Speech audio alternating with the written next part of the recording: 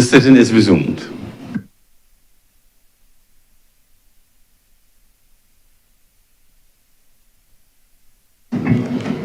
Senator Walters. Thank you, Mr. President. Good afternoon to fellow senators and those guests visiting us today.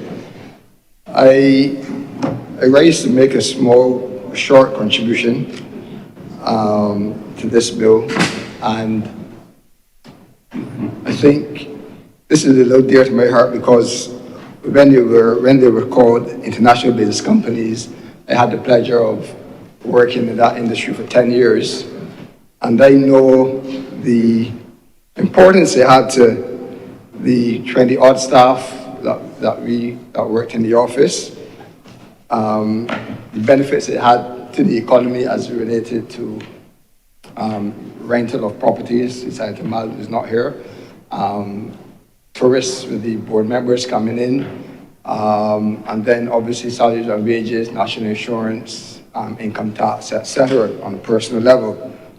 And the company that I worked with moved that operation to a different jurisdiction for obviously savings of tax revenue.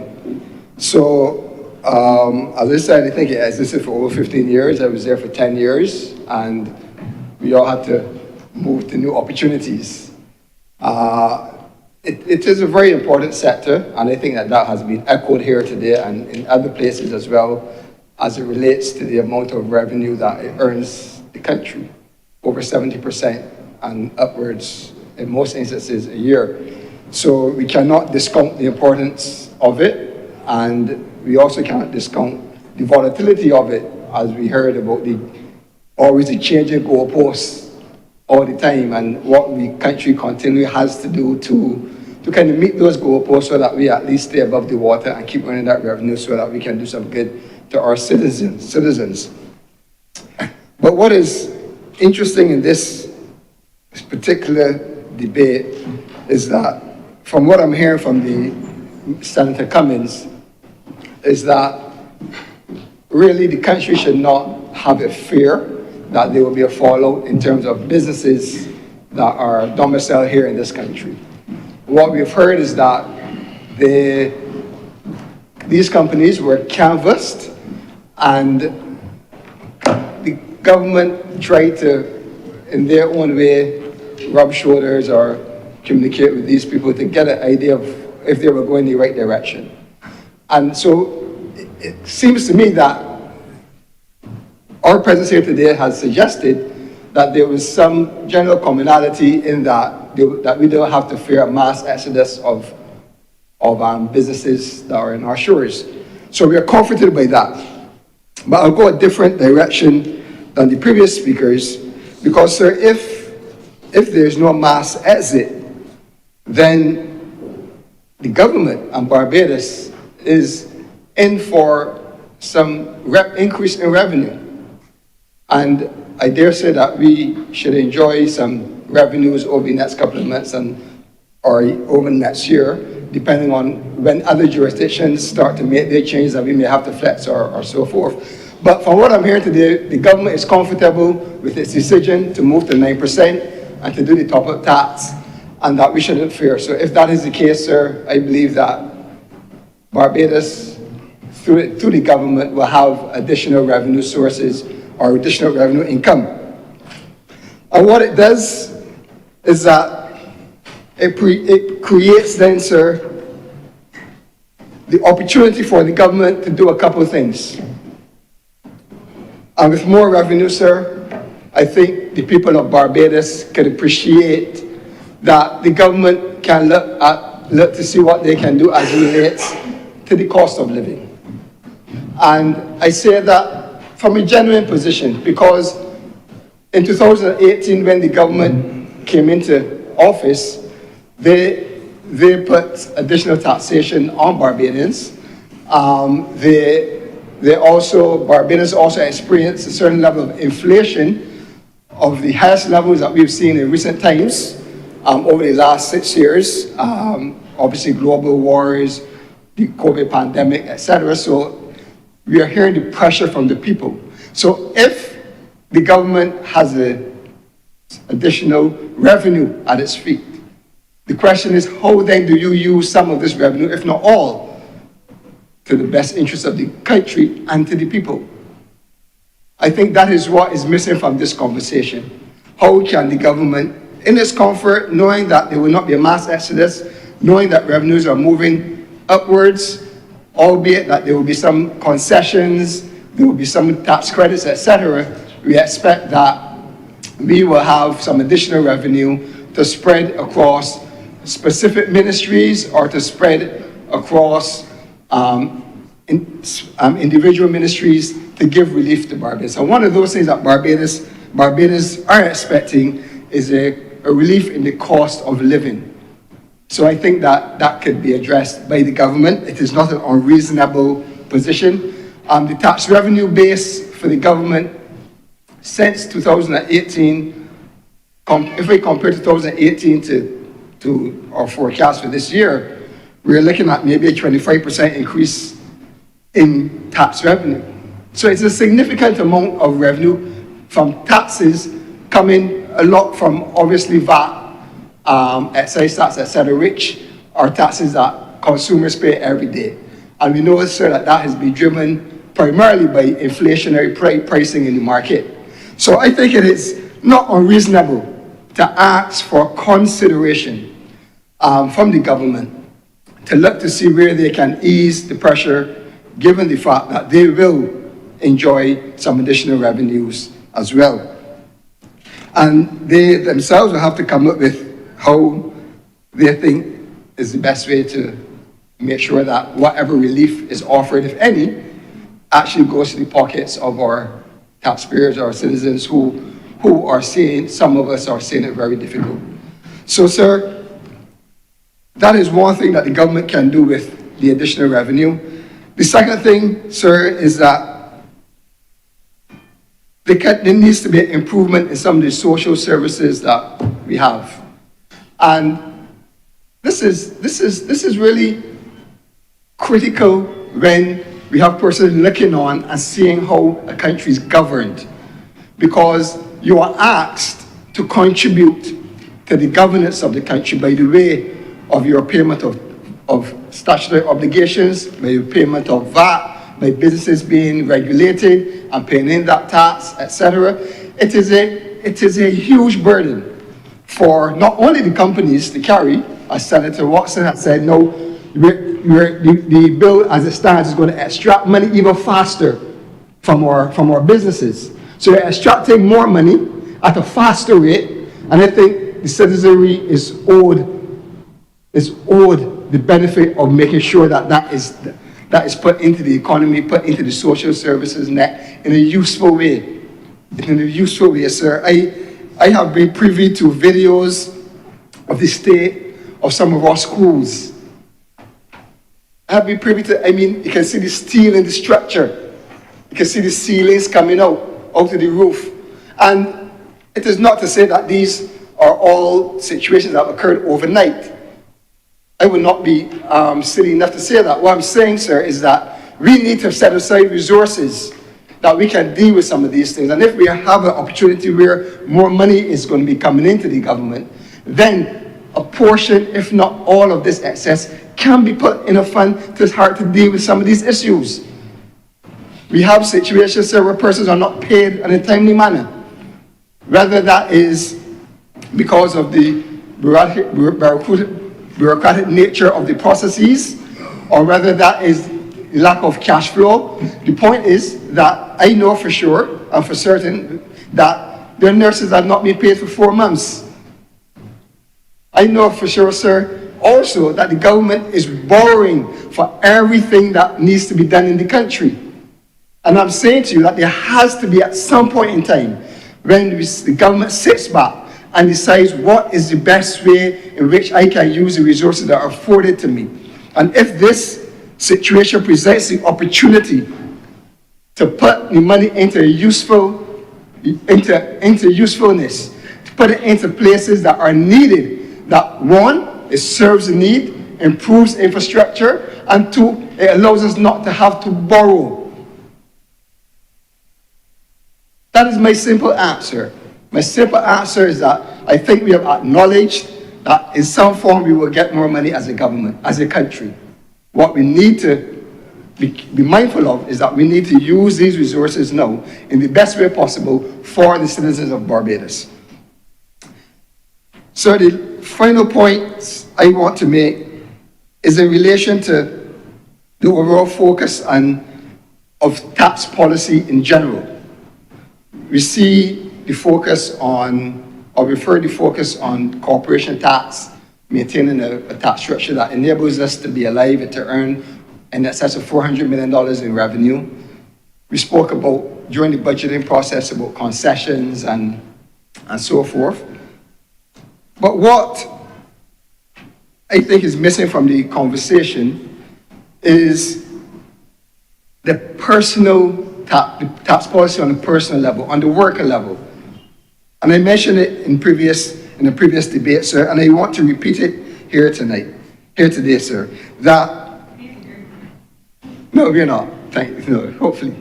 But no, I want to repeat it here, sir, that while we are looking to improve the economy, while we are looking to drive growth through business facilitation, through business growth, we cannot drive growth without participation from persons, from employees. And so we have to look at ways also to encourage those persons to be productive. Encourage those persons to want to come to work, to want to give their all, and to want to meet the company halfway. And then together, they can meet the government or the economy as a whole, so that there's a participatory effect and that everybody's taking along on the journey. And I bring into the conversation then, sir, the ability for the government to consider what drives productivity in Barbados, which is the people. And how do we treat the people? How do we treat a person that is exemplary in his work and performs above expectation and is rewarded by his employer? And that employer then gives him a financial compensation. We tax it. It is taxed almost 30% of it goes. And that is not his ordinary income. That is not his 40-hour-a-week income. That is not something that he signed on to. It is not in his contract. It is something that he has earned above and beyond. And it has been at the discretion of his employer, who values him. That is being done taxed at almost 30%. But the profits of a company is being taxed at 9%. So there has to be some balance here as relates to how we look at compensation above and beyond a salary or a weekly wage. You have situations where from time to time, especially around the holiday seasons, businesses pour into their staff. They give a weekly wage, they give a month's salary, they give 6 weeks salary, and that is subject to almost 30% of tax as well. But that in itself is a reward. That in itself is driving the person to say, I want to come work next year, I want to come work every day, I want to give my all, I want to work overtime when I'm asked to. That is what it's saying. But if you have these measures that persons stoops, set their teeth at a compensatory, a financial benefit that they know that at the end of the day it really doesn't make any sense. And you hear that. You hear that, especially when it comes to overtime. When it comes to ask somebody to stay back to work 2 or 3 hours. It doesn't benefit me financially, so I'm not staying back. And they're looking at the money that they have to take, they put in their pocket. So all I'm saying, sir, is that this is a conversation that stretches beyond just the corporate tax, the minimum global tax rate, but how do we treat to the persons, the stakeholders, which in this case are the employees of the company that will see it through its growth. And today I am asking for consideration for this government to look at its tax policy on a more holistic, take a more holistic approach and where we have allowances for research and development, have incentives to payroll if businesses are engaged in specific activities. What is wrong with an employee having a taxable allowance for a family of 5? For mortgage interest. So, sir, these are important things, and I don't think that we, as a society or as a government, as regulators, should exclude the people that are driving the businesses that are going into these global businesses that we call them now, and working and giving their all, sometimes working 12 hours, 15 hours a day, so that Barbados can earn revenue, but so themselves can sustain the livelihood. So, sir, all I'm saying is that this debate provided the opportunity for me to just state the case, one, for the fact that we have more resources as a government and that we can do some critical things with it. We can look at a cost of living ease for the citizens, and we can look also at how we utilize these additional monies to redevelop Barbados in terms of critical infrastructure in our school plants, especially, sir, in our hospitals, in our polyclinics, without having to borrow every cent, without having to go now and borrow another $20 million, another $30 million to get it done. And I also ask for consideration today, sir, let us look at the persons that are involved in business. Not only the business itself, but the persons that are involved in business, that drive the business, that ensure that these companies want to be domiciled here as well. So, sir, with those few words, I thank you for the time. Thank you very much, Senator Walters. Her Honour Senator Thompson. Thank you very much, Mr. President. I must concede that I had not initially intended to speak on this, but there are a couple of matters that were raised during the course of the debate that I want to address, and in particular, to look at this whole issue of the level of global regulation, not just of tax, but of organizations which impact governance at the national level, and the extent to which small states, such as our own, are asked to cede sovereignty, to use language that was used today, to cede sovereignty to these international organizations. Before I get into the crux of the remarks that I want to make, I just want to make a couple observations in relation to the broad discussion that we heard today. It is easy to make arguments such as, if there is going to be no flight of companies or capital, give people a little taxes, cut this and cut that. This feeds in an inflation real high. This feeds into a narrative that the government is not doing everything that it possibly can to reduce prices and give tax breaks. Only a week ago, a friend, for the first time, getting full tax breaks on his property, paid $50 in land tax, and said to me, "Kiss Ademir for me." I paid $1,200 the year before. Now that makes a significant difference, and I could point to other things in which government policy has directly impacted in a positive way by reducing costs, high expenditures, and hardships that families would otherwise have faced if not for the intervention of government policy.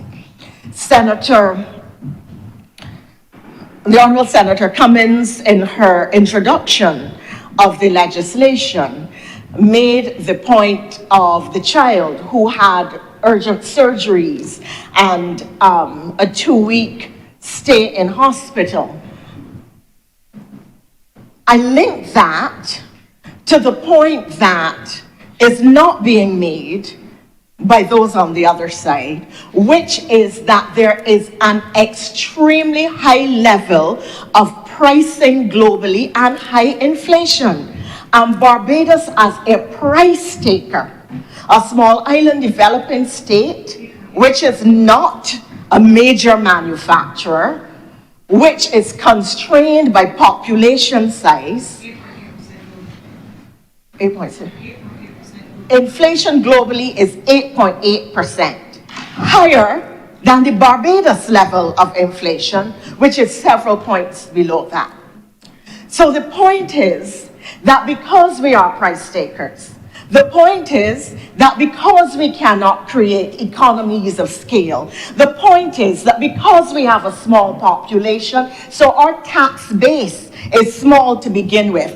And the point is that because our business landscape is made up of micro businesses, not even medium or large size businesses, then the tax revenues generated by them are really very small. So it is not, I don't want to say it is not a sensible argument, but it is an argument that begs people to look at it and wonder what drives the thinking of the person who made the argument to say that inflation in Barbados is high. What is the global and Caribbean context in which Barbados exists, and in which our tax structures and our inflation rate is driven? And if you look at government policy, if you look at our inflation rate versus the rest of the Caribbean and versus the global rate, if you look at the positive policy interventions, if you look at the tax reliefs that this population is being given, then you will see that a government that doesn't have a lot of flexibility, a government that doesn't have a lot of fiscal space, a government that is coming out of a lost decade, a government that is coming out of a COVID-constricted cash situation, is really doing everything it can to shield the national population and to cushion the blows coming from the international situation. So because people experience difficulty when they go to the supermarket, because things are expensive, and the natural inclination is to look for someone to blame, the opposition is capitalizing on blame the government, while never putting out any suggestions of options that would make a difference. But we cannot blame the government where there is a global atmosphere of high prices, of high inflation, of high costs, and capital constraints for which this administration has no responsibility. Nor can you blame the government for the very adverse conditions which they took over and are still fighting to reverse because of the international landscape and challenges like COVID, which severely impacted the performance of the government or the delivery of services, because you simply had no revenues to deal with. So that's my first point. Having said that, I want to appeal to BRA based on two experiences shared by various persons with small companies. One of them is being charged penalties and interest for non-payment of certain taxes.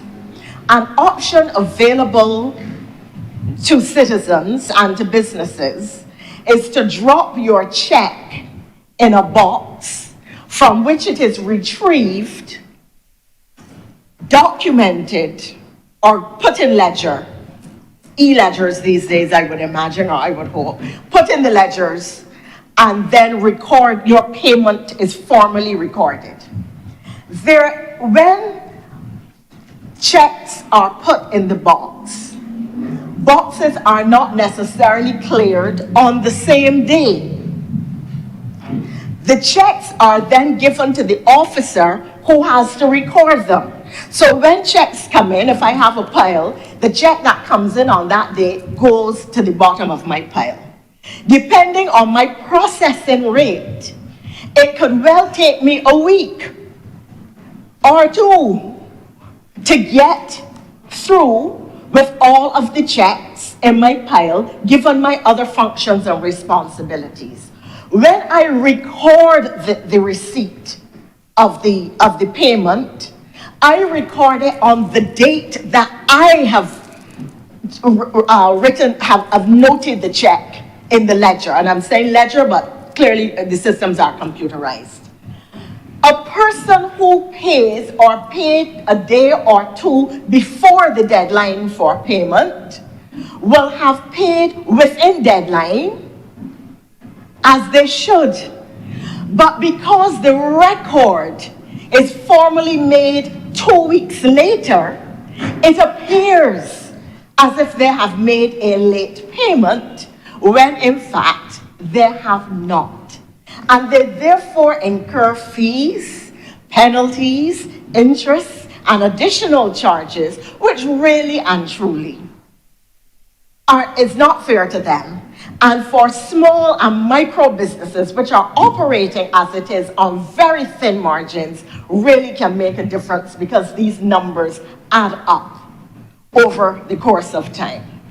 So I would wish to appeal to the management, whom we have present with us today, to consider implementing a system which does not prejudice the persons paying who do pay within the deadline, but because of the recording system, really are recorded as having paid late. The second thing is that there are fees and penalties which you pay if you have a dormant company, if you don't report, file your taxes regularly, etc. There are high costs that are incurred. I would wish for us to review this, because very often these companies, many companies that are dormant, are really small family businesses. Granny used to operate a small shop. The lawyer tells Granny she should incorporate, that is better for her tax-wise. Nobody else in the family is involved in the accounting process. Granny sees about that herself. Like all good Bajans, she holds her money tight. You could go and pick up something. You can go and dispatch. You can serve. You can do various things, but Granny is holding on to her money. When Granny suffers a stroke, nobody knows that Granny did not file the year before, or that year that she suffered the stroke, she didn't file. You may or may not continue operating the business. But you are incurring on the books, on government's books, fees, charges, and penalties for what government regards as a valid and operating business, when in fact it may take 5 years before Granny's estate, when she passes, is resolved. In the interim, you have incurred charges, in theory, which really you should not have, because you were not validly operating, or you were not operating a business at all. So that we need to look at practical systems in the context of what we know are the cultural and social realities, so that people really do not suffer prejudice by the existence of rules meant to catch those who are deliberately trying to escape payment of what is due to the government, when in fact some micro and small businesses often don't know the rules, do not intend to be in breach, and it is really family circumstances, or the way in which their businesses operate, or the informality with which a lot of small businesses operate, that causes them to suffer these challenges. So those are the 3 points that I want to start with. And then, sir, I move to what I indicated at the start that I would want to address. And you will appreciate, sir, that coming from an international relations perspective, that this is a matter of concern to me. The global institutions which govern how we engage with one another, whether it is in international relations generally and the multilateral system, whether it is the Bretton Woods institutions, or whether it has to do with the OECD or the UN itself, were all established out of the root of empire and reflect the colonial mindset that is intended to preserve a dominant class or a dominant set of states and to keep subjugated another set of countries. Moreover, when a lot of these structures were established, states that now exist, Barbados, the whole Caribbean, several countries in Africa, across the Pacific, these were not nation states. These were not sovereign states. These were colonies run from the empire, run and operated as the colonizers wanted, however they deemed most beneficial to them. And if you look at the evolution of foreign exchange earnings and revenue generation in small states and developing countries that were formerly jewels in the empires, you will see that they started largely either as extractive economies with mining and so on, or agrarian economies, and that over time, as economic emphasis has evolved, a lot of them went into service economies, and several of them went in then to financial services.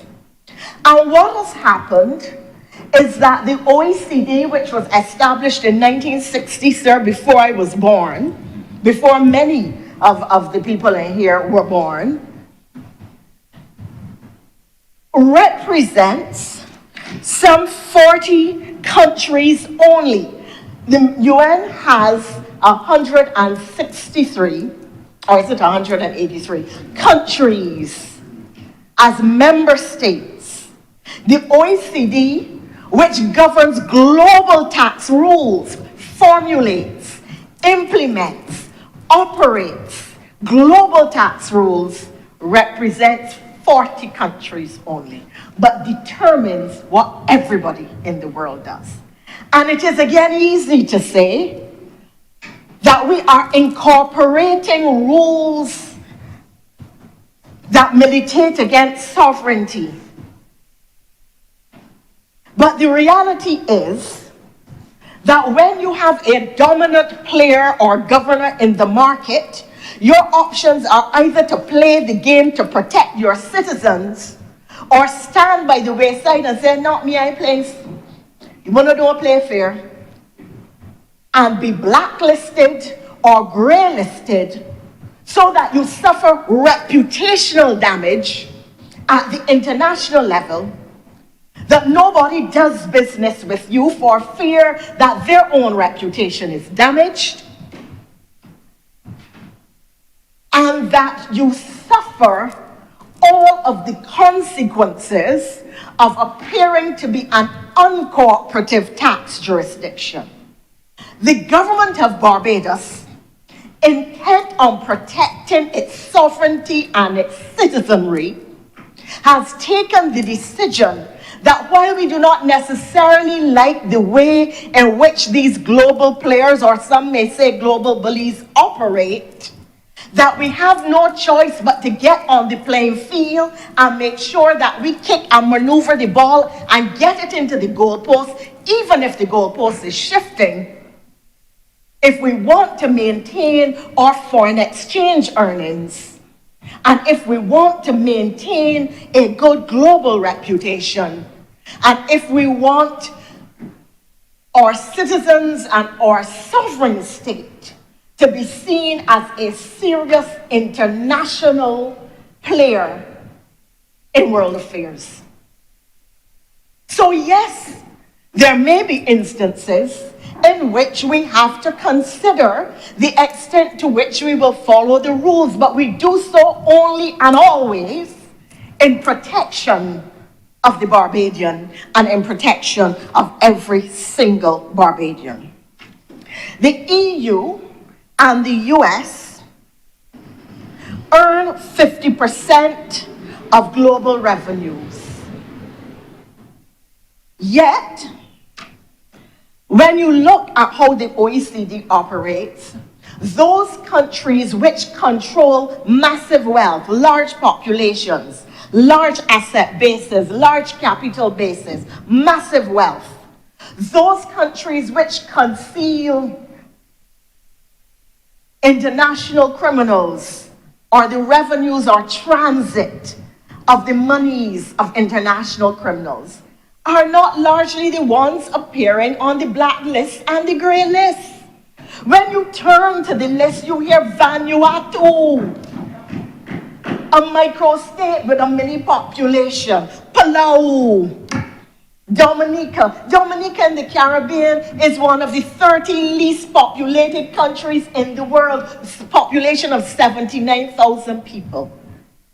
These countries that are threatened daily by the rules of the OECD operate clean jurisdictions in the majority, operate with due diligence, were not impacted when the global contagion of the international financial collapse took place because of the stringent rules for doing business there. But yet, all the time, they are the ones on the front line of defense, of attack.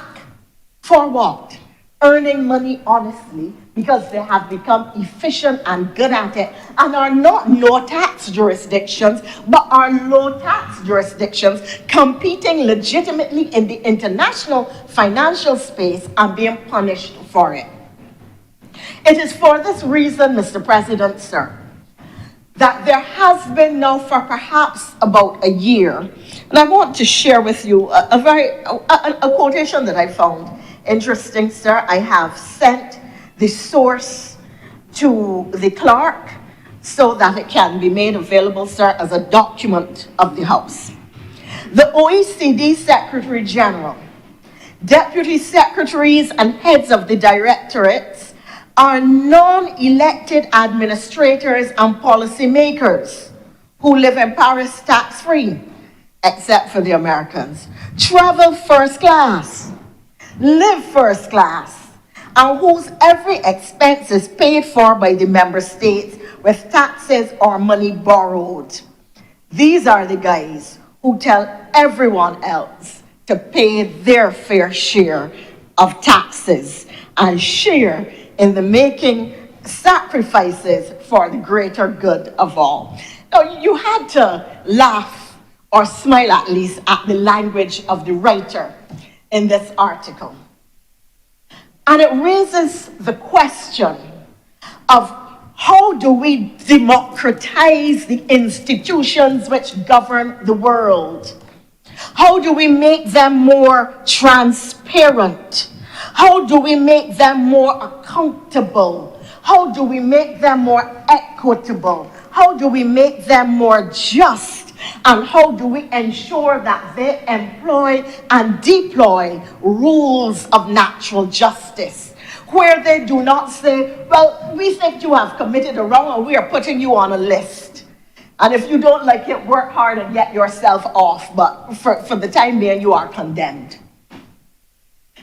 And that is why, over the course of the last maybe 15, 20 years or so, maybe not so long, there has been an increasing push for there to be a tax institution, a global tax institution, operated within the context of the United Nations, so that it would be more open, more accessible, more democratic, and run by a larger number of member states who each have a vote. Now, make no mistake, even if this were to come into being, the reality is that those who dominate the present institutions are equally going to try to assert their presence and influence and dominance within any new institution. So that the fight will not be over. The fight will just take a different form. And we will have to continue to take the decisions necessary to defend and protect, to guard and to guide our populations and our policy. So that increasingly, and I'm trying to get the exact, the UN Second Committee led by the African states pushed in 2023 with support and with now over 200 unions and organizations joining and taking up the cry for the establishment and on the promotion of inclusive and effective international tax cooperation, and that a body should be established within the context of the UN. It is resolution AC2/77/L18. Where does the Caribbean stand on this? Are we trying to change the structures that we don't own but to which we are compelled to answer in order to effect decisions for the development and the dignity of the nation and our nationals? This has now become a major global issue. Certainly it may not be on the lips of the person on the bus on the ZR heading to Haynesville, but it will benefit the person on the ZR heading to Haynesville if we are able to reform international institutions. And this is part of what the Bridgetown Initiative is about. It is about calling us to look at the existing structures within the multilateral development banks, to look at the fact that the fiscal space within which small states and certain developing countries operate is so limited that we are in effect strangled financially and economically, and that our citizens do not have the same opportunities at development. And therefore we are calling and requiring a change which leads to greater democracy and larger access for the citizens of the world who now are called to join the family photo, but are not called to the table when the meal is being served. And we therefore, as a people, and there are some issues on which we should not fracture at the political level, because the fight is not at the political level. The fight has to be at the global level. And so it is easy to go to the easy narratives, the narratives that will sell, the narratives that people will run with, while not treating to what the deeper underlying issues of international governance are, and what it is we as the leaders of small states are fighting every time we step offshore and go into the international forum. So that you have to balance what you say here, what you do there, how you do it, what legislation you enact, which you don't, the pace at which you do it, who you invite in to do business, with whom you do business, while those who are really the international terrorists and the international terrorizers go scot-free and earn more and more money. The face of colonialism has changed, but not its intent.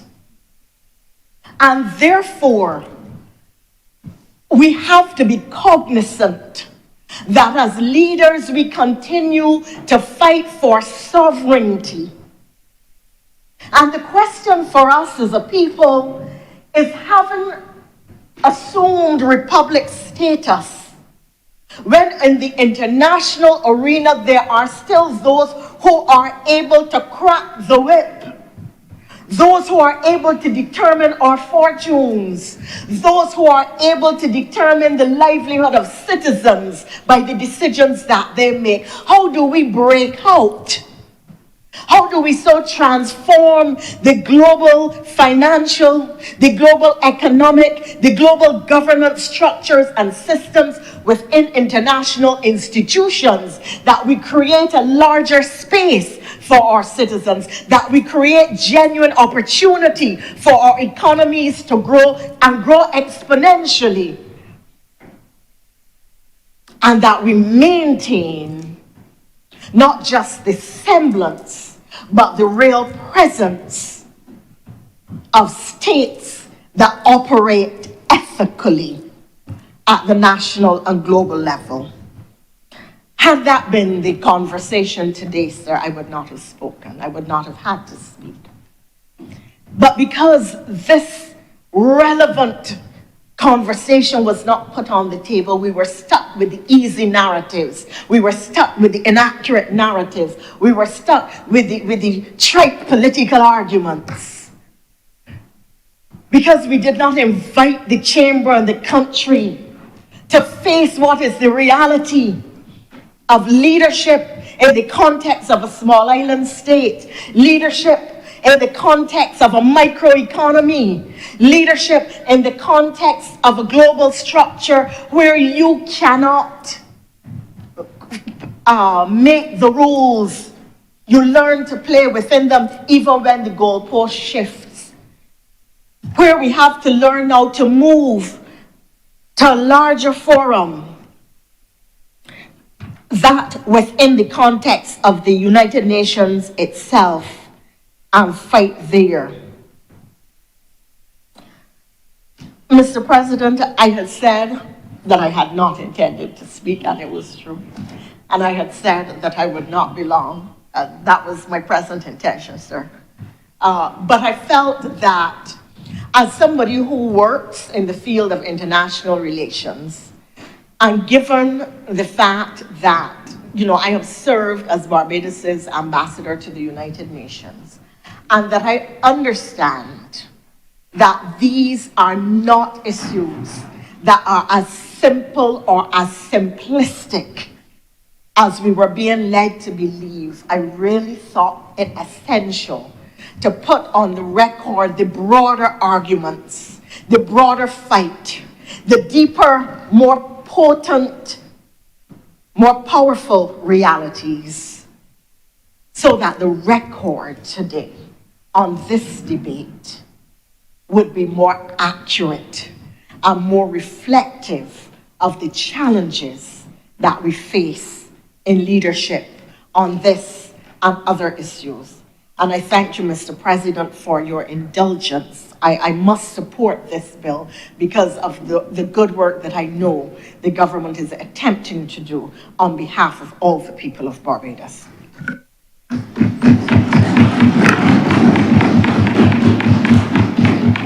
Thank you very much, Her Honour Senator Thompson. If there are no more speakers, I'll invite Senator Cummins to close. Thank you very much, Mr. President. I, as always, wish to thank all honourable members who have spoken and who have contributed to this debate. I know that for the most part, this is not one of those, forgive me for using perhaps a little unparliamentary, being a little unparliamentary, Mr. President, in my language. This is not one of those sexy topics that, will excite imaginations. A lot of times we ain't talking necessarily in this instance about garbage and water and those kinds of things. These are issues that people tend to tune out because they think, boy, that's a little too highbrow for me. I can't really deal with all of that. And so attempting to keep it as simple and to connect it to how a government governs both internationally in its international relationships, as was just done by Her Honour Senator Thompson, and how our international relationships intersect with our domestic activity as a legislature. as well as how our fiscal responsibilities to how we treat to the management of money and revenue, as was raised by Senator Walters in terms of if government has an increased tax stake, how will those monies be spent? Will those monies be allocated to development programming? Those are the kinds of things that perhaps, Mr. President, I want to focus on in my response as I attempt to go through some of the issues that were raised by the colleagues. Let me begin, Mr. President, by saying first and foremost that this government does not, did not, has not, nor will I ever expect it to have perfunctory conversations with people and call it consultations. This government, even before we came to office, before we were responsible for governing a country, we undertook, Mr. President, to have a rubbing shoulders campaign. We walked the length and the breadth of this country as BLP on the road. That is the philosophy and the practice of governance, even by a government that was not yet in government. And so, Mr. President, when we came to office, one of my colleagues likes to call it, when we came to service in 2018, we did not stop doing that. Mr. President, we have continued to consult and engage with people day in and day out. We have continued with Parish Speaks, where the average Barbadian is invited to come and to engage with the mechanics of governance and government on a monthly basis, so we can share with people what the issues are. How are some of these highbrow issues that we talk about connected to the issues that people are feeling on the ground? We ain't just come. We've been doing this for years, Mr. President. And so all the ones who would wish to now come and begin to lecture us on what the people are saying, Mr. President, who do not have the track record of this party or this government, and would wish to lecture us now on what people are saying, we'll and come again. We'll and come again. Okay, I'll take that. My colleagues have corrected me. We've been doing this for long, though. We didn't just start. And on these matters, Mr. President, specifically on these bills, that philosophy that has guided us on the ground from before we were in government in 2018 continues to guide us on every matter each and every time. And this matter, these two bills, were no different. Mr. President, there has been a comment raised, or there have been queries raised about the depth of our presentation, of our consultations. Mr. President, I am certain that those who are members of sector associations are in touch with their representatives and with their leaders, and that when the state, through those leaders that they elect or appoint by whatever means of selection to represent them, and those agencies come together in a consultative forum with the government, that they are in turn going back and reporting to their membership. And it is my clear understanding, Mr. President, and I was present in more than one forum, where many of the members of the various sector associations and the leadership of the sector associations met with the agencies responsible for implementing these reforms. This is not legislation that was imported, Mr. President. This is not legislation that was given to us only by advisors, Mr. President. And I think that I was fairly clear in my opening that consultations were wide and they were deep.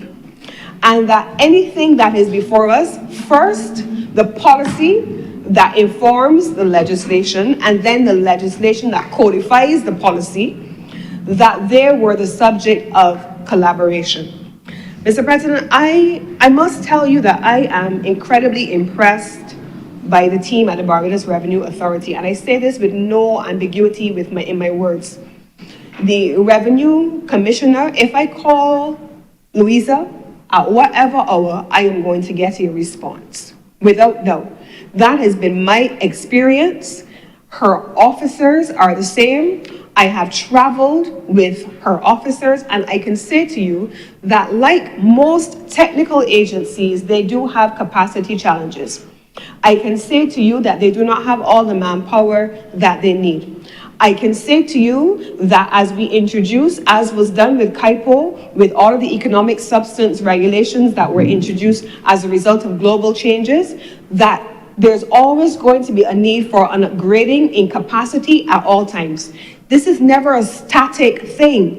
It is a dynamic and a constantly evolving reality of governance. And so, Mr. President, it is on that basis that I can attest firsthand to the fact that for the broad reform and the capacity development of the Barbados Revenue Authority, that is very much underway. They have integrated the international relations element to which Her Honor Senator Thompson spoke into their operations with the creation of a new unit on international policy internal to the Barbados Revenue Authority. I'm not even quite sure that's what the title is, but they now have a dedicated person dealing with what's happening internationally. And they have been at the vanguard of developing new technology platforms to make sure that what may have started out as TAMIS evolves into something that ultimately is a single portal. And just maybe 2 weeks ago, 3 weeks ago, if so long, we had a joint meeting with our digital coordinator from the Ministry of Energy and Business with responsibility for transforming the challenges that we acknowledge are still ongoing with the corporate digital registry to ensure that all businesses in the country are in a position to have a single digital interface when coming to engage with the government. And the expectation, and I'll leave it to the BRA to announce in their own time, is that that will come sooner rather than later. And I leave it to them to advise on the when. But what I can tell you is that it is already in development. Specifically now, on small businesses, that portal is very much in development. My team and I from the Small Business Unit and Small Business Development Unit and the broader Ministry of Business have met jointly with the BRA to demo their new portal to see what is going to be happening there. And one of the things that we have deemed important, and the Prime Minister has spoken about this at great length, certainly for MIST, that new technology platforms have to be able to speak to each other. They have to be able to interact with each other. And so any new platform coming into the government must interface with an evolving platform that must be updated. And so the small business platform of the BRA is expected to be in effect by the end of this month. It didn't come as a result of anyone who just come calling for it today. It has been in development for an extended period of time, and it is in the final stages of preparation for being launched. I want also to say, Mr. President, that a few weeks ago, maybe before the budget, not a few weeks ago, early in March, we also had a follow-on engagement with the small business representative bodies. Before that, the Barbados Revenue Authority, along with the various tax advisors, also had a dedicated meeting with the small business sector. We ain't just come about here, Mr. President. We've been doing this for long. So the Barbados Revenue Authority took the time to go and engage with the sector to get their feedback, to be able to understand what the users of these portals were experiencing, what they wanted to be able to see. And we actually have a full submission from the Small Business Association on what they would have wanted to see in the recommendations, and that is before this government, because we consult wide and deep. That is the reality of governance, Mr. President. And so we have committed to a philosophy of engaging with people.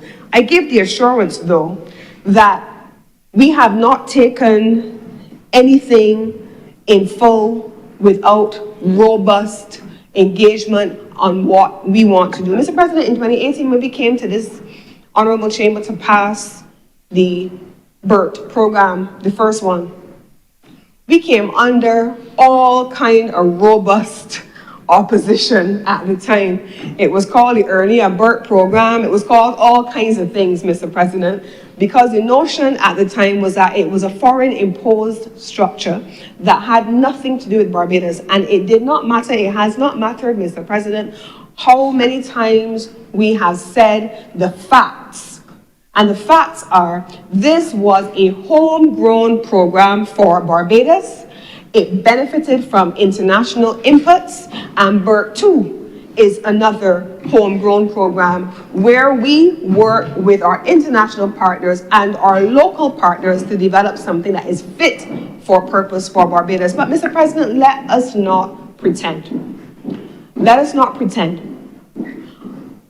I am proud to be a Barbadian. I am proud to be from Barbados. I am proud every time I go somewhere and somebody tells me, your Prime Minister is amazing. I am proud every time I go somewhere, Mr. President, and somebody stops me and tells me they want to take a photo because they want to send it to somebody because they are so pleased to be engaging with somebody from Barbados because we are seen as a leader. Mr. President, there are doors that have been opened and continue to be opened because of the leadership demonstrated by Barbados. But let us be clear about what that leadership is also about. It is not just about doing the work substantively. It is not just about developing the capacity and understanding the issues before you and representing them effectively on behalf of your people. It is also about understanding, Mr. President, that this 166 square mile country with less than 280,000 people will always import inflation because, as the Honourable Deputy President said, we do not produce the majority of what we consume. And I would never be complicit in attempting to fool Barbadians into thinking otherwise. I would never be complicit, Mr. President, certainly from this side of the table, in saying to Barbadians that we operate in a system where we make tax rules coming only from Barbados. International engagements are a natural part of life for the biggest of countries in the world, but they are even more important for the smallest. They're even more important for the smallest. And the ability to engage and to sit at the table where rules are being made and to benefit from international partners who are also sitting at that table, those tables, cannot be sufficiently understated. And I would not wish to pretend that Barbados lives in this magical, mythical bubble somewhere in the stratosphere where we don't interact with anybody else and we don't have any international partnerships, international relationships, we don't import anything. That's not a real thing. Not in any universe, not even for the biggest in the world, but it is not for the smallest. And it is for that reason why Barbados insists on making sure that we have a seat at every table. And I want to be clear, the OECD relationship with countries like Barbados has evolved significantly beyond where it started. I remember being a young Foreign Service officer in the Ministry of Foreign Affairs in the 1990s, where we were still having an aggressive conversation with the OECD. We were in battle in perpetuity, Mr. President. And the difference between what I experienced as a young Foreign Service officer at the time in the 1990s, where the OECD functioned separately from everyone else, and what I see now as the minister who has been engaging with the OECD alongside the other agencies is vastly different. The OECD has not blacklisted us. EU countries may have blacklisted us on the basis of different methodologies, but Barbados has seen a relationship with the OECD through the Global Forum, through the Inclusive Forum, through the FHTP, where all of our reports have been on the basis of engagement. All of our engagement has been on the basis of active participation. Mr. President, when the Barbados assessments are being done, we are working hand in glove with those partners in the OECD, in the Global Forum, in the Forum on Harmful Tax Practices, in the Inclusive Framework. In the Inclusive Framework, as I said earlier, we sit at the table. And so, Mr. President, the recommendations usually coming from the OECD would be reflective of what we have worked on, and the recommendations would then go to what we call the EU Code of Conduct Group. The EU Code of Conduct Group then, in turn, uses the technical assessments done by the various OECD bodies, and they, in turn, make recommendations on what should happen in a given jurisdiction. And so, on the one hand, we can say that through active international engagement and through active international partnerships, We have been engaging with the OECD and its organs, and at the same time, as a country that has always favored multilateralism, we are equally confident with the evolution of this conversation beyond the OECD into the United Nations, where everyone has a seat at the voting table among 191 members. Whether it is at a multilateral level at the UN, or it is in the Paris Club that you call the OECD, I believe, this government believes, that Barbados has an obligation to participate in the international system. Barbados has always been a nation governed by laws. Tax rules have always been determined and negotiated globally. This is no different now, Mr. President. And so I want us to put that into context. The other thing that has been raised here, Mr. President, and I always like the terms predictable and transparent systems of governance. Because in my own background as a trade specialist for international trade, we want to be able to have transparency and predictability. Companies want to be able to know, this is the tariff rate that I am going to be having, these are the standards to which I must adhere, these are the market entry, or these are the market barriers that are going to be presented to me, and these are the structures that I'm going to have to engage in on a domestic level, and these are my competitors once I enter a foreign market. Transparency and predictability are critical. So it is easy to rubbish Barbados being a first mover, but we cannot rubbish the fact that companies need the very transparency and predictability that being a first mover brings. That transparency and predictability gives companies the certainty that they need to make decisions about where they are going to keep or move their domicile. And Barbados has done its best with all the advice in the world and with the full participation of all affected sectors to make the best decision to influence that outcome, Mr. President. And because of it, the companies, including those in the smaller category, have very much welcomed Barbados's attempts to give them that certainty and to be able to say to them, for the upcoming tax year, we want to be able to plan, and they have made that very clear. Mr. President, I also want to make the point that, opposition politics is an interesting thing, and I know that the Barbados Labour Party has practiced it in a previous incarnation. It may not come in a hurry at the rate that the other side is going, but we'll see. But at the same time, Mr. President, we know what it is to oppose constructively. Mr. President, a significant component of global business right now is something called ESG. It's easy to rubbish the SDGs. It's easy to rubbish the conversations on things like resilience. Senator Cummins, I hate to interrupt your flow, but on behalf of the general public, please explain the acronyms. I will. Thank you kindly. So, in the global business space, the Prime Minister of Barbados, in her advocacy on climate, in her advocacy on the climate crisis, and the need for countries to make changes to the way in which they consume energy and, 1.5 to stay alive and those kinds of things. We understand those things. But those things have a connection to global business, Mr. President.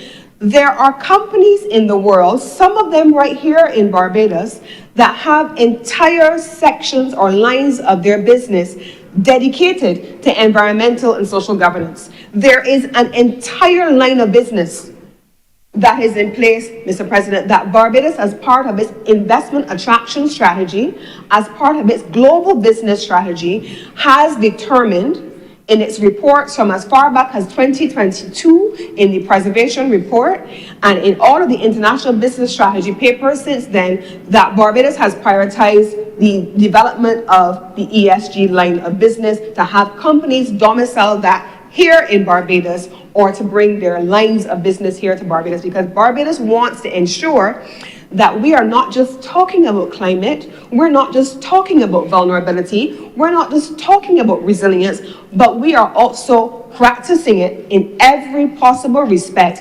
including, Mr. President, in our lines of business, and including, Mr. President, in the companies that we attract to Barbados. Let me give you an example. There are some countries in the world, if you remember, back in the day, we used to have a drive down, we used to call it BET Hill. If you're from a certain generation, we know what BET Hill is. And we know what BET Hill is because when you drive down the hill from Polytechnic and from the CDB, right there in front of you, that imposing building that is now an offshore university, it used to be Intel, right? It used to be Intel. And at the time, you had entities that would come and they would set up for light manufacturing or assembly plants to come, or small technology companies, and they would come. And then you had the offshore transcription, medical transcription at one point. Companies moved over many years to do different lines of business. And in the Pacific region, for example, where you have seen the assembly the spatial allocation of assembly plants across the Pacific region in order to tap in to the business that is car manufacturing in places like Japan, and now the evolving industries that are coming in the manufacturing sector in China. ESG, Mr. President, and I've given the explanation for the acronym earlier, this is a line of business, Mr. President, that is a downstream and an upstream connection to resilience and to the small sustainable development goals and to our conversations on vulnerability. And so there is an absolute connection, and there is an absolute reason why the honourable member in the other place would have spoken about these things, because these create business opportunities for Barbados to connect its philosophy, who we are, with what we do, and our management of our nation. Mr. President, I'm advised on the next point by the Barbados Revenue Authority on the point that was raised earlier about funds where they are applied and persons not having them applied to their accounts, that there were some challenges with a number of taxpayers submitting payments, but not the information associated with those payments. And as a consequence, they needed to reconcile who the payments correlated to and what then they needed to be applied to. And the Honourable Deputy President is nodding that she's one of them. And so they have created a dedicated team to be able to resolve that. And I'm sure that they will put necessary communications around it so that it wouldn't happen again, where taxpayers are submitting a payment, but they're telling you this is for which account. And so they now have only 1% of those unapplied accounts outstanding, and they will continue to work through the process of getting that down to zero. If the Honourable Deputy President is still among them, I'm sure that it will be resolved shortly. Now, Mr. President, the other element that I want to raise is on KIPO. I have never, and I will not now, attempt to say anything other than the fact that I acknowledge that KIPO has been a challenge, without a doubt.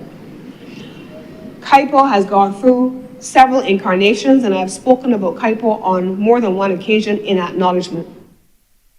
I can only say to you that the changes that we are aggressively and actively working through now are, we hope, the final incarnation of many generations of tinkering with KIPO. But just like the BRA, and just like the legislation that we have here today, Mr. President, this legislation, Mr. President, has implications, as was said earlier, and rightfully so, for the capacity of the BRA. Could you imagine that just like for Companies Act, there are 17 pieces of legislation administered by KIPO? Could you imagine, Mr. President, legislation, piece of legislation after piece of legislation being amended, new obligations being assumed, and then assigned to the BRA in some instances, and in the case of KIPO, that is also the case, but without the requisite additional resources being provided. We are making sure that that generational challenge that has plagued institutions is addressed in the case of KIPO through the creation of a new entity.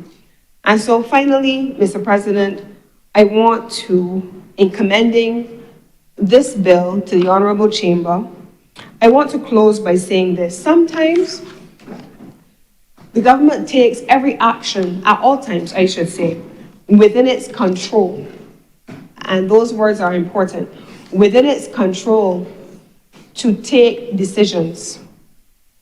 On the issue of persons who have arrears as a result of not filing annual returns, that is a KIPO matter again. But Mr. President, even though as a government we would have wanted to address the issue of waivers, we still had to consider that at the time that this was being discussed, this relationship between international relationships and domestic policy cannot be escaped. And at the time, Mr. President, you would recall very well being in the driver's seat very much of relationships with other entities abroad, FATF and others included. And there were peer reviews ongoing, which included how Barbados not just did assess which companies on our register were active, which constituted economic substance, which companies needed to be struck off from the register because they were inactive, which companies were considered high risk, Mr. President, and which companies had not filed, and in those instances where they had not filed, where penalties or sanctions could be levied. If you were to waive the penalties and the sanctions in those moments during the process of peer reviews, there would have been implications that you would not have wanted for the country in terms of grey and blacklisting. And so a government has to take all of those considerations into account when making decisions. And so I want to give the assurance that we as a government are committed to our people. We are committed to good governance. We're committed to national development and national transformation. And we're also committed to our international relationships, which very much help to fuel a lot of what we do on 166 square miles to punch above our weight, while still acknowledging that our weight requires us to always be sitting at the table and helping to frame the conversation. And with these few words, Mr. President, I beg to move that this bill be read a second time. The question is that this bill be read a second time. Will all honourable senators in favour please say aye? Aye. Those against please say no. The next the ayes have it. Senator Cummins. Mr. President, I beg to move that your honour do not leave the chair and the Senate dissolves itself into a committee of the whole for further consideration of this bill. The question is that I do not leave the chair and the Honourable the Senate resolve itself in the committee for further consideration of this bill. Will those honourable senators in favour please say aye? Aye. Those against please say no. Methinks the ayes have it.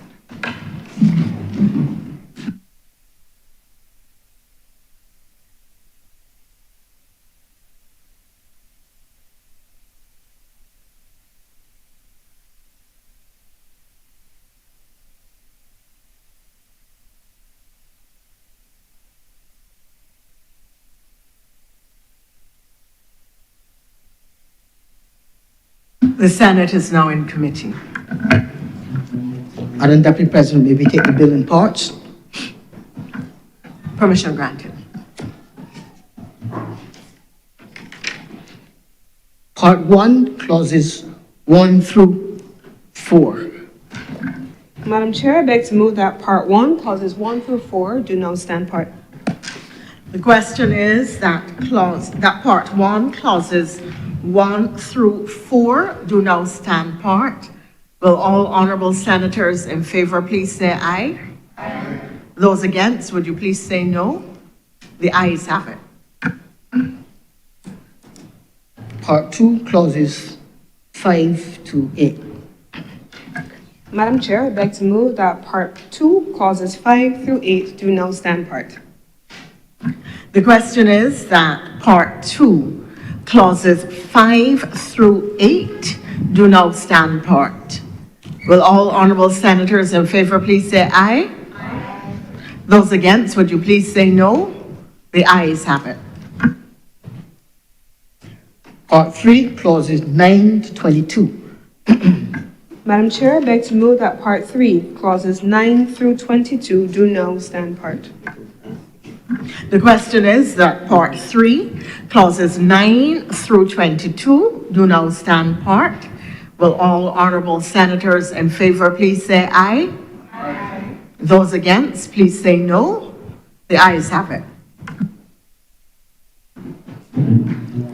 Part 4, clauses 23 to 28.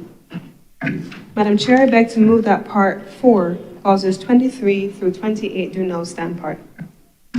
The question is that that part 4, clauses 23 through 28 do now stand part. Will all honourable senators in favour please say aye? Aye. Those against please say no. The ayes have it. Part 5, clauses 29 to 34. Madam Chair, I beg to move that Part 5, clauses 29 through 34 do now stand part. The question is that part 5, clauses 29 through 34 do now stand part. Will all honourable senators in favour please say aye? Aye. Those against, would you please say no? The ayes have it. Part 6, clauses 35 to 38. Madam Chair, I beg to move that Part 6, clauses 35 through 38 do now stand part. The question is that part 6, clauses 35 to 38 do now stand part. Will all honourable senators in favour please say aye? Aye. Those against, please say no. The ayes have it. Part 7, clauses 39 to 43. Madam Chair, I beg to move that Part 7, clauses 39 through 43 do now stand part. The question is that part 7, clauses 39 through 43 do now stand part. Will all honourable senators in favour please say aye? Aye. Those against, please say no. The ayes have it.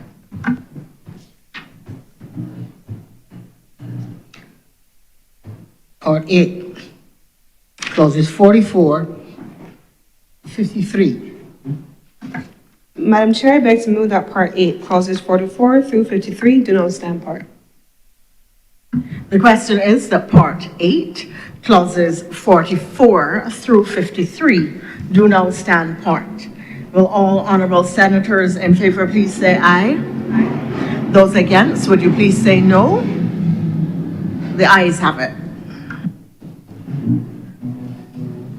Part 9, clauses 54 to 56. Madam Chair, I beg to move that Part 9, clauses 54 through 56 do not stand part. The question is that part 9, clauses 54 through 56 do now stand part. Will all honourable senators in favour please say aye? Aye. Those against, would you please say no? The ayes have it. Part 10, clauses 57 to 64. Madam Chair, I beg to move that Part 10, clauses 57 through 64 do not stand part. The question is that part 10, clauses 57 through 64 do now stand part. Will all honourable senators in favour please say aye? Aye. Those against, would you please say no? The ayes have it. Part 11, clauses 65 to 69. Madam Chair, I beg to move that Part 11, clauses 65 through 69 do not stand part. The question is that part 11, clauses 65 through 69 do now stand part. Will all honourable senators in favour please say aye? Aye. Those against, would you please say no? The ayes have it. The first schedule. Madam Chair, I beg to move that the first schedule be the first schedule to the bill. The question is that the first schedule be now the first schedule to the bill. Will all honourable senators in favour please say aye? Aye. Those against, would you please say no? The ayes have it. Second schedule. Madam Chair, I beg to move that the second schedule be the second schedule to the bill. The question is that the second schedule be now the second schedule to the bill. All honourable senators in favour please say aye. Aye. Those against, would you please say no? The ayes have it. Madam Chair, I beg to move that you do not report to His Honour the President the passing of one bill in committee. The question is that I do now report to His Honour the President the passing of one bill in committee. Will all honorable senators in favor please say aye? Those against, would you please say no? The ayes have it.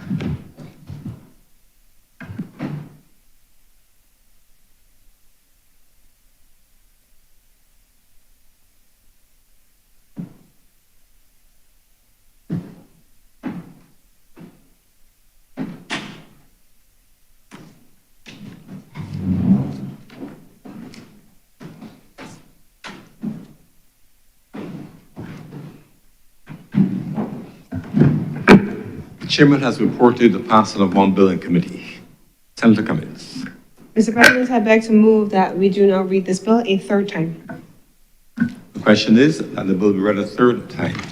Will all honorable senators in favor please say aye? Those against please say no. The ayes have it. Senator Cummings. Mr. President, I beg to move that this bill do not pass and be cited as the Corporation Top-Up Tax Act 2024.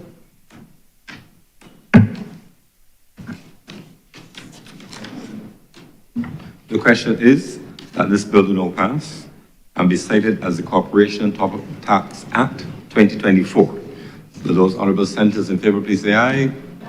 Those against please say no. The ayes have it. This bill is now passed and so cited. Order number 5, sir. Leader of the Senate to move the second reading of the Income Tax Amendment Bill 2024. Senator Cummings. Mr. President, I beg to move that this bill not be read a second time. The question is that this bill be read a second time. Will all honorable senators in favor please say aye? Those against please say no. The ayes have it. Mr. President, I beg to move that Your Honor do not leave the chair and the Senate resolves itself into committee for consideration of this bill. The question is that I do not leave the chair and the Honourable the Senate resolve itself in the committee for further consideration of this bill. Those honourable senators in favor please say aye. Those against please say no. The ayes have it.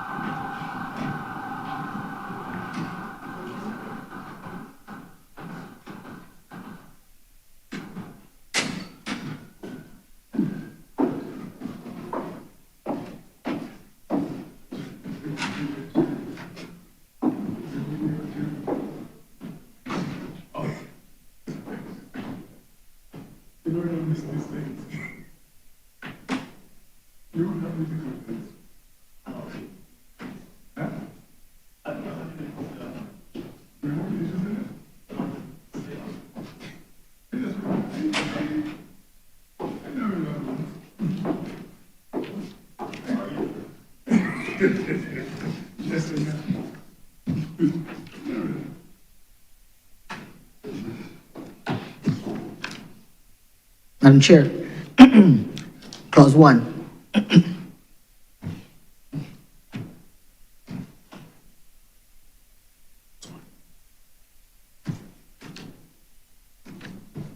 Clause 1.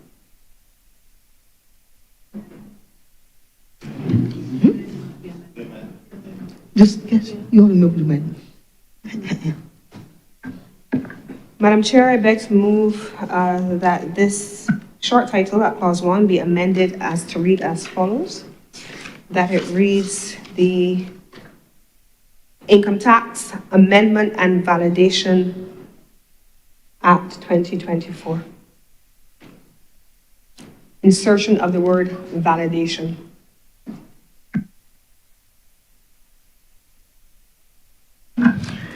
The question is that the title be amended, the Income Tax Amendment and Validation Act 2024, with the amendment being the insertion of the word validation. Will all honourable senators in favour please say aye? Those against, would you please say no? The ayes have it.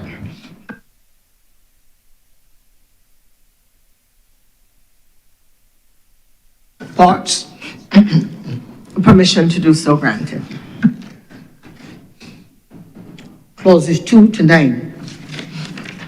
Madam Chair, I beg to move that clauses 2 through 9 stand part. The question is that clauses 2 through 9 stand part. Will all honourable senators in favour please say aye? Those against, would you please say no? The ayes have it. Clauses 10 to 15. Madam Chair, I beg to move that clauses 10 through 15 do now stand part. The question is that clauses 10 through 15 do now stand part. Will all honourable senators in favour please say aye? Those against, would you please say no? The ayes have it.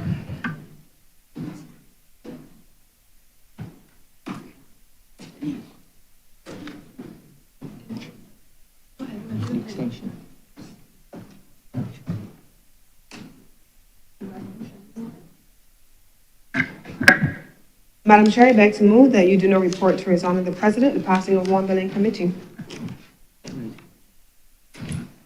The question is that I do now report to His Honour the President the passing of one bill in committee. Will all honourable senators in favour please say aye? Those against, please say no. The ayes have it.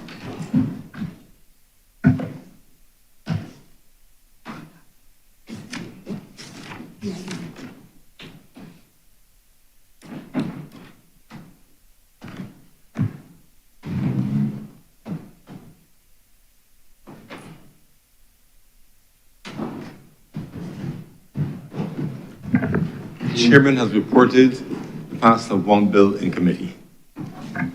Mr. President, I beg to... Bill amendment.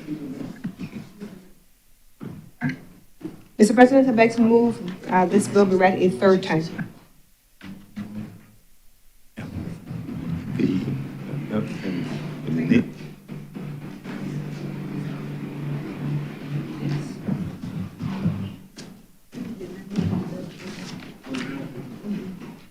The question is that this bill be read a third time. Will all honourable senators in favour please say aye? Those against please say no. Methinks the ayes have it. Mr. President, I beg to move that this bill do now pass and be cited as the Income Tax Amendment and Validation Act 2024. The question is that this bill do not pass and be cited as the Income Tax Amendment and Validation Act 2024. Will those honourable senators in favour please say aye? Those against please say no. The ayes have it. This act is now passed and so cited.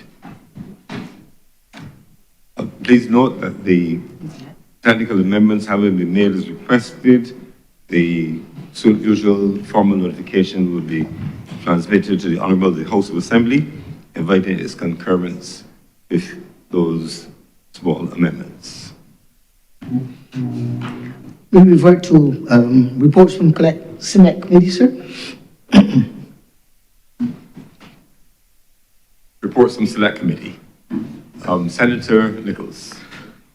Mr. President, the Senate would recall that on the 14th of February, the matter of the consideration of the Cybercrime Bill 2024 and the Mutual Assistance in Criminal Matters Amendment Bill 2024 were read for the first time in the Senate, and that it was considered by the Senate that we should resolve ourselves with the Honourable the House of Assembly to consider those aforementioned bills in a joint select committee of the Governance and Policy Matters Committee of the Parliament. We were to have a period of 3 months to consider these bills in joint select committee. But you would appreciate that with the formal appointment of a leader of the opposition and the taking the place in the Senate of 2 new opposition senators, the work of that joint select committee could not begin in earnest. And therefore, we began long after the period that we would have wanted to begin. I stand before you today to request that the Senate consider and approve a request for an extension of time up until Friday, the 14th of June for the Joint Select Committee on Governance and Policy Matters to complete its work in relation to the aforementioned Cybercrime Bill and the Mutual Assistance in Criminal Matters Bill. We have had 4 meetings of that standing committee, and we have been receiving oral submissions from members of the public, and the committee members have been asking questions of those members of the public who have appeared before it. And we've also received a number of written submissions for which the committee now has to consider. So that in the circumstances where our time period is set to run out, I am requesting that the Senate now approve an extension of the committee to complete its work up until the 14th of June, 2024. Mr. President, I second the request, the motion. Thank you very much, Senators Nichols and Walters. The question is that the Committee on Governance and Policy Matters, this is a joint select committee, be given an extension of time to report until Friday, June the 14th, in its 2024, in its consideration of matters related to the Cybercrime Bill and the Mutual Assistance in Criminal Matters bills. Those honourable senators in favour, please say aye. Aye. Those against, please say no. I think the ayes have it. The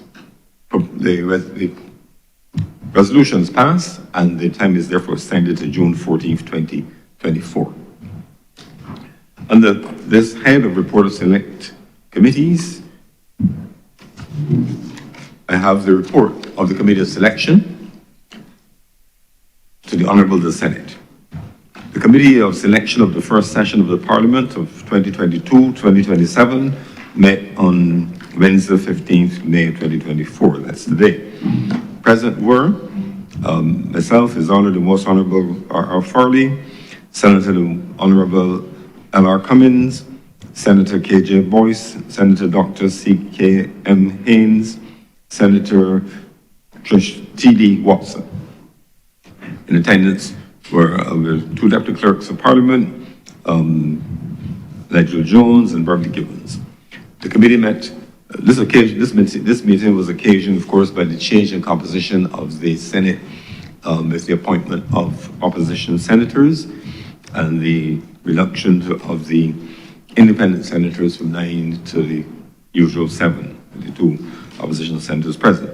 The committee therefore met to consider nominations for membership and proper constitution of the committees of the Senate, making note, of course, that the Committee of Selection and the Joint Committee of the Joint Select Committee standing on governance and policy matters had already been sorted out.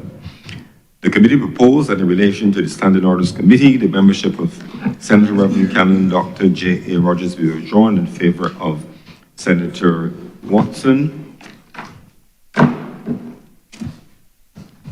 committee proposed that in relation to the House Committee, the membership of Senator Manilow be withdrawn in favor of Senator Walters. The committee proposed that in relation to the Committee of Privileges, the membership of Senator Reverend Canon Dr. Rogers be withdrawn in favor of Senator Watson.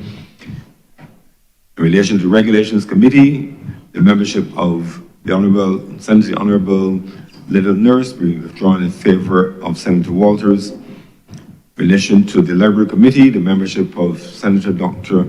Crystal Haynes and Senator Kevin Boyce be withdrawn in favor of Senator Rand Walters and Senator Tricia Watson.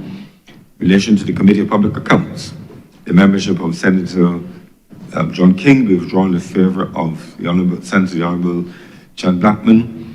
Further, the membership of Senator Honourable Little Nurse and Senator Reverend Charles Morris be withdrawn in favor of Senator Ryan Walters and Senator Tricia Watson.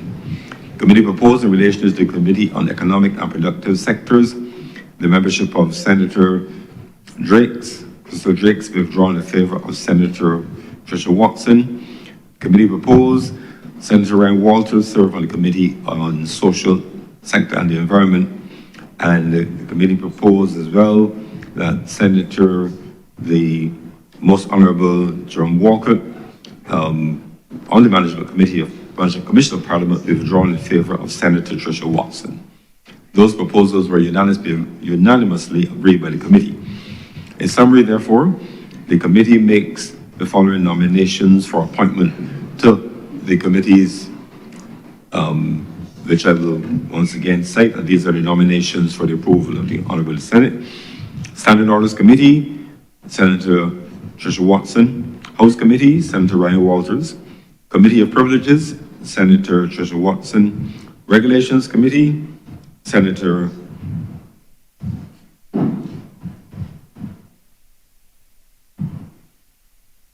just a second, I think there's a typo here. Deputy Clerk Givens. Beverly, I think you may very well have a typo here. Just a second. Regulations Committee.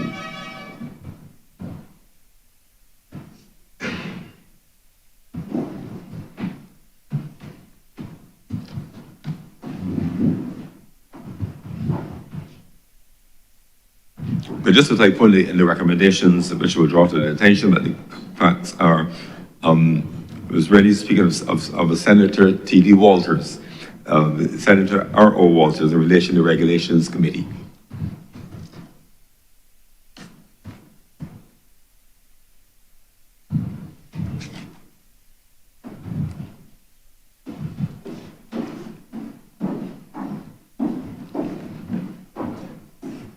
So she just have to. Right. Okay.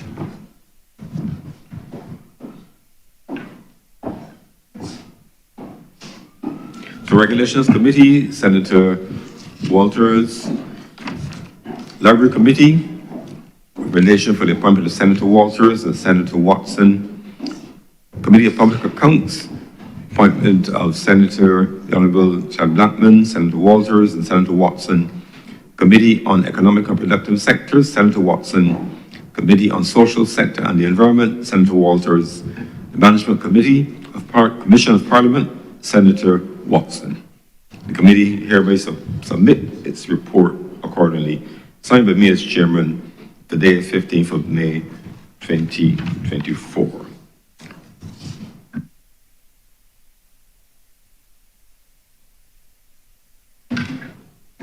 Senator Cummins. Mr. President, I beg to propose the adoption of the report of the Committee on Selection.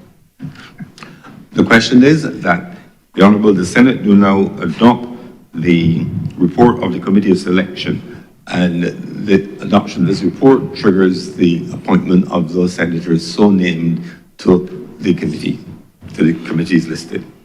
Will those honourable senators in favour please say aye. Those against please say no.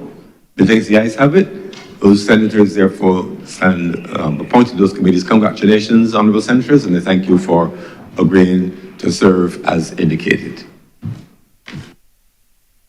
Mr. President, there being no further business for the remaining of today's sitting, I beg to move the adjournment of this sitting of the Honourable the Senate. Sine die. The question is that this honourable, this sitting be now adjourned sine die. Will all honourable senators in favour please say aye. Aye. Those against please say no.